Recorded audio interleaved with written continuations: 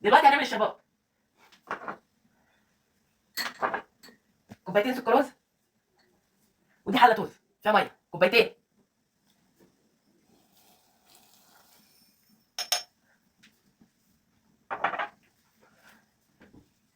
ده التقليب مش تعذيب، فرقوا.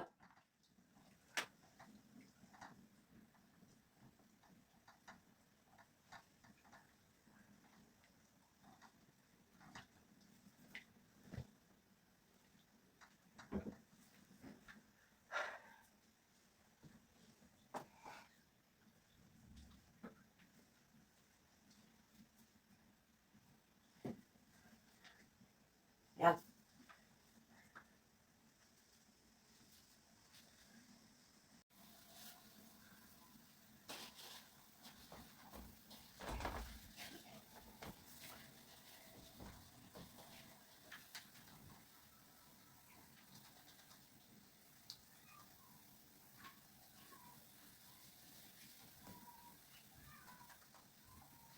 نصيحه، اوعي تزعلي امك، اوعي.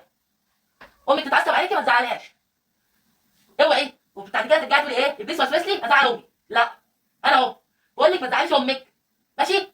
لو امك اتعصبت عليكي وزعقت لك ضربتك ما تزعلهاش، ماشي؟ ما تزعليش امك، سيبها كده. بعد كده بصي ايديها راسها وسرقيها، حتى لو هي عجناكي، لو جربت بالشبشب سرقيها. وما تفكريش يعني ايه ان انا بكره ام الاباريس، ما بكرهاش. ما تفكريش ان هي نفسها ما بكرهاش، عادي. انا بحب ام الاباريس، ام الاباريس على راسي، مش بكره ام الاباريس يعني. فكروني يعني بكره ام الاباريس عشان بتجيب ما تاكلش هنا؟ لا عادي، انا متعود، اتعودت.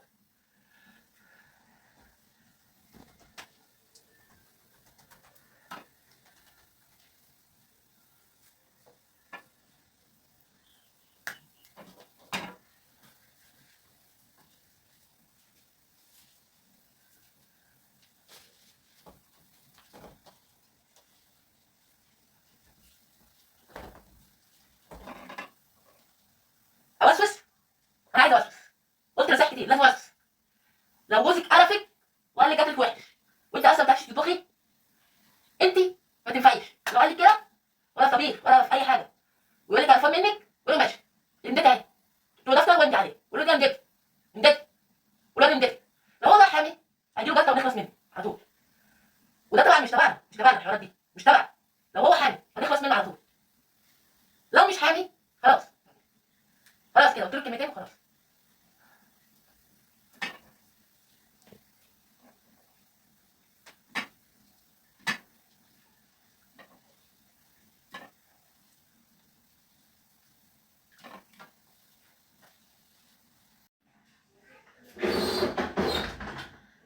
طلع لك جلاش من الفرن، هنسيه شربات دلوقتي.